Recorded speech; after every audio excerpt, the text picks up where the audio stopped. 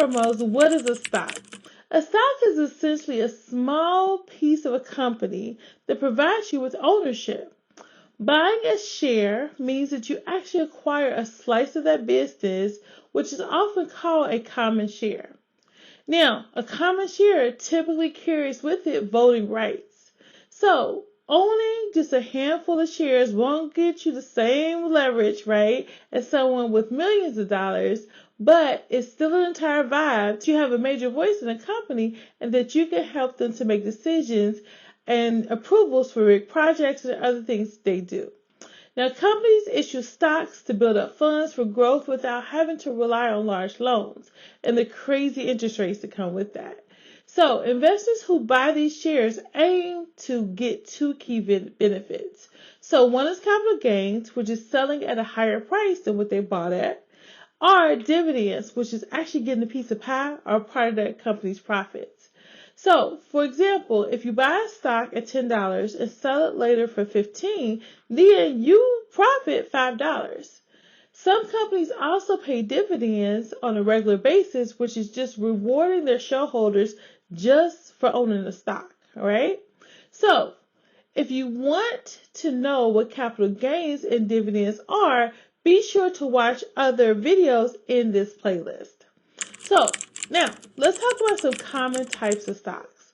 So, common stock offers both voting rights and the potential for dividends, but its price tends to be a little bit volatile, driven by market sentiment as well as company news. Preferred stocks, on the other hand, typically provides more stable, sometimes higher dividends, but lacks voting power. This trade-off appeals to income-focused investors, while those seeking greater upside may stick to common shares. So another distinction lies in dividend policies. Some companies faithfully distribute part of their earnings, while others reinvest profits to fuel future growth. So you can also consider exchange-traded funds, which are ETFs, which bundle together numerous stocks into one investment. This basket approach can be really helpful if one company ends up being on the struggle bus, because other companies can help to balance it out, right? And keep that actual ETF up. So think of it kind of like a seesaw, right? If one stock falls, then the others can help balance that out. But whether you prefer ETF or a single superstar stock, you notice that price fluctuation can happen literally in a blink of an eye. So why is this? Because beyond just buying and selling, there are powerful forces from quarterly earnings to surprise headlines that can literally make the entire market get up and go for a party or be a first-class passenger on the struggle bus. So let's break down some examples of these market moves next, all right? So first up, we got earnings reports. This is huge. So companies release their financials every 3 months or every quarter. And when they do that, they're showing the world how much they earned or lost. And if profits beat expectations, investors get excited, the stock market price often jumps. But when numbers fall short, like when Netflix revealed weaker subscriber growth way back in 2022, shares can take a nosedive, right? Netflix literally lost 35% overnight, right?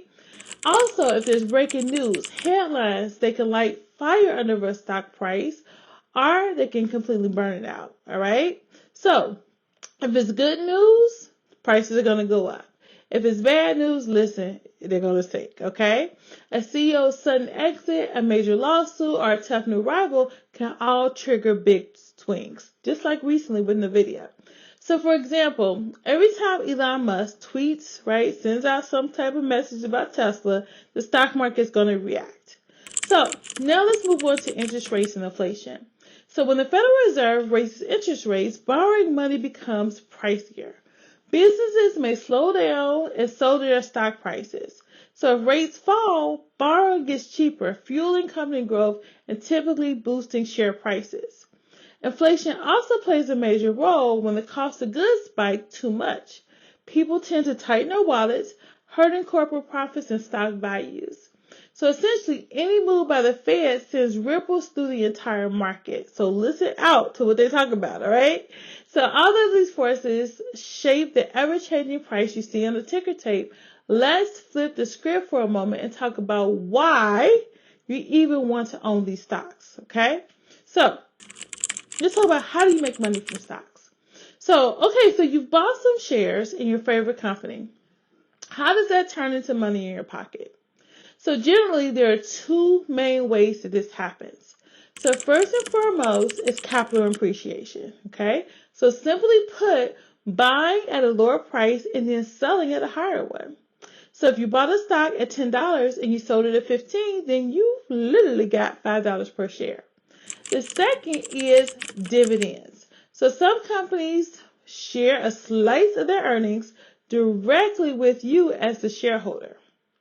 Not all businesses pay dividends, but those who do, think of it like a mini bonus just for owning that company. All right? So that's kind of easy. You ain't got to do nothing but own the stock, all right? But remember, all those market forces we discussed can move your share price up or it can move it down in an instant. But underneath it all, there's an even simpler principle at work, and that is called supply and demand. So no matter what the headlines or what the Fed is saying, supply and demand is core of stock pricing. Okay, it is at the core. So if a ton of people want a stock, right, that means that there's high demand. The price is going to climb. If everybody's like, no thank you, peace, I don't want none of that, right, then the price is going to drop. So imagine Apple unveils a must-have new gadget or a new iPhone or something that's earth-shattering, right? Investors see dollar signs and they begin to rush to buy those Apple shares, pushing the price higher. But if a scandal or bad product review hits, suddenly everybody's like, deuces, peace out, right? Which could trigger a sell-off and dragging the price down. So while interest rates, earnings, and tweets from big name CEOs can all sway investors, it's ultimately buyers and sellers' decisions, their hopes, their fears, and decisions that set the final price. But whatever the case, the stock market matters, all right? Think of the stock market as a vast, interconnected marketplace where big public companies list their shares, investors connect with each other to trade them. For businesses, going public unlocks access to large sums of money without piling on lots of debt. For investors, the market provides opportunities to build wealth by sharing in the company's successes and at times bearing its challenges. Various indices help to gauge the market's overall mood. For example, the S&P 500 monitors 500 leading U.S. companies, offering a broad snapshot of the market health. The Dow Jones Industrial Average tracks 30 large established corporations, while the NASDAQ Composite showcases innovative tech and growth-focused firms. The Russell 2000, on the other hand, highlights smaller companies that may possess significant growth potential. So, now that we know how these stock market streets work, we should also talk about primary versus secondary markets. In the primary market, a company sells its shares to the public for the first time via an initial public offering or an IPO. And listen, a lot of traders get caught up in this, so don't be one of them, okay? Don't be one of them, right? This process often involves investment banks determining the initial share price. So once the IPO is complete, trading shifts to the secondary markets where investors can buy and sell shares among themselves on exchanges like the New York Stock Exchange or the NASDAQ. The primary market raises fresh capital for the company, while the secondary market is a daily arena where prices rise or fall based on collective perceptions of value. So now let's talk about another term, market liquidity, and why it matters. So you probably heard the term liquidity thrown around in finance circles. So what does it exactly mean? Liquidity is how quickly and easily you can buy or sell a stock without drastically affecting its price. For high liquidity, think of popular stocks like Apple or Amazon. A lot of people are buying and selling at any given moment because it's so popular. Because there's always someone on the other side of the trade, prices stay relatively stable and you can move in and you can move out pretty fast. So an example of low liquidity means that there's some smaller or lesser known companies that have fewer buyers and sellers. So if you want to sell immediately and there's barely any demand, you might have to settle for a much lower price, and that can hurt your profits or increase your losses. So when choosing stocks, always check how many shares trade daily, and that's called the trading volume. A higher volume typically means better liquidity, so you don't get stuck holding the bag, right? And you can't not sell something at a fair price. So now that you know that liquidity is crucial, but who ensures that there's always somebody to buy or to sell to, especially when the crowd isn't around? This is where market makers swoop in. So what do? Market makers are often big financial firms that literally make a market for a stock. They post buy, which is bid orders, and sell, which is ask orders, at publicly quoted prices, stepping into trade with you when there aren't enough individual buyers or sellers. Without market makers, low liquidity stocks would nearly be impossible to trade smoothly. So by constantly offering to buy and sell, they keep the market moving. Market makers earn a profit on the spread, which is the difference between the price that they're willing to buy shares and the price they're willing to sell those same shares. So it might not seem like it's a lot of money, but listen, with massive trading volumes, all of that adds up, and it adds up quickly, all right? So they may seem like a mysterious middleman in all of this stuff, right? But at the end of the day, market makers help keep markets from grinding to a halt. And for most of us, that's a really good thing, all right? Because we want this money, all right? So now let's talk about different trading styles. And this is my specialty. I love talking about trading. So now that you understand how liquidity works and who's keeping trades flowing, the next step is literally figuring out how you want to trade or invest in the first place. So broadly, you'll see two main approaches. The first is long-term investing. This is all about buying solid companies or ETFs and holding them for 5, 10, 50, 20, 30 years down the line, okay? You believe in their fundamentals, which are their financial metrics, their steady revenue, their strong leadership, their reliable profits, and you're not too concerned about short-term price swings. Or you can also do short-term trading. Some folks prefer day trading or swing trading, hopping in and out of stocks quickly to capitalize on immediate price moves.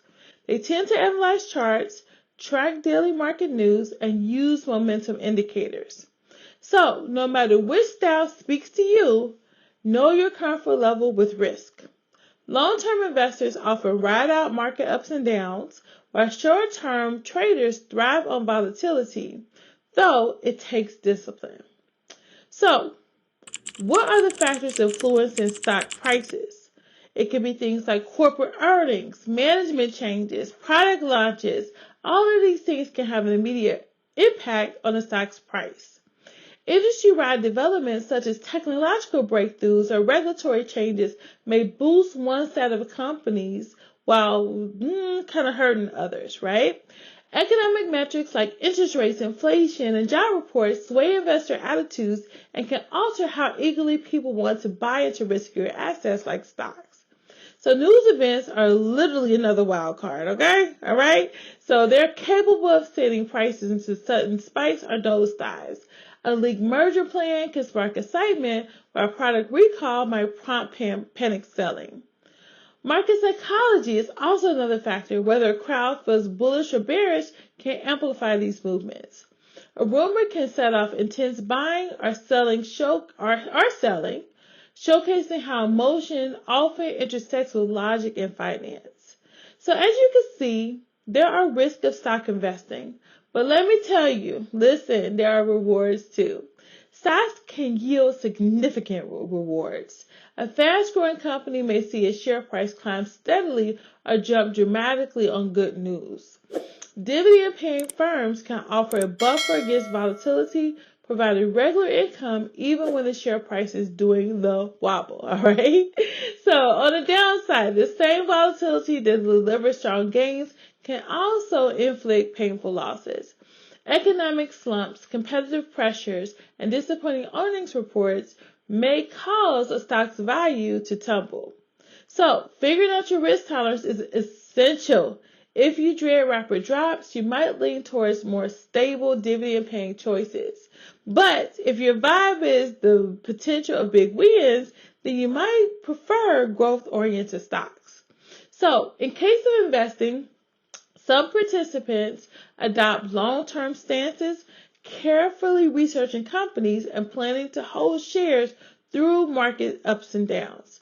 They rely on fundamentals, which is stable revenue growth, capable leadership, and a solid business model. While others like me, right, I do the long term, but I also like my short term too, right? So buying and holding and selling with days, hours, relying on charts and momentum indicators to identify faster profit opportunities. So regardless of the approach you use, it doesn't matter, right? The key thing is diversification is key. Spreading your capital across different sectors or assets to reduce the sting if one investment goes against you. Value investors seek undervalued stocks, trading below what they consider fair price, hoping the market will correct in time. Growth investors are looking for companies that are expanding rapidly and albeit often at premium valuations. So if you're unsure how to begin paper trading, a simulated environment where you can test strategy with virtual money, this offers a free way to learn. Stocks represent a fascinating blend of opportunity and risk. By purchasing even a single share, you join the company's journey, sometimes reaping its profits, but sometimes weathering its setbacks. Though market dynamics may seem like a lot, understanding the basics of supply and demand, corporate fundamentals, and emotional drivers can help you navigate with more confidence. So define your goals, consider how much volatility you can handle, and pick a style that suits your temperament, be it long-term investing, short-term trading, or somewhere in between. Continue learning as you go, whether through tracking economic indicators or exploring new sectors. While no strategy is going to guarantee 100% success, stay informed and keep your approach flexible can really help you adapt to shifting conditions. So over time, discover which tactics feel most natural to you, turning the stock market from a mystery into a machine that grows your money. So if this video helped you, hit that like button and subscribe for more investing tips. Happy investing.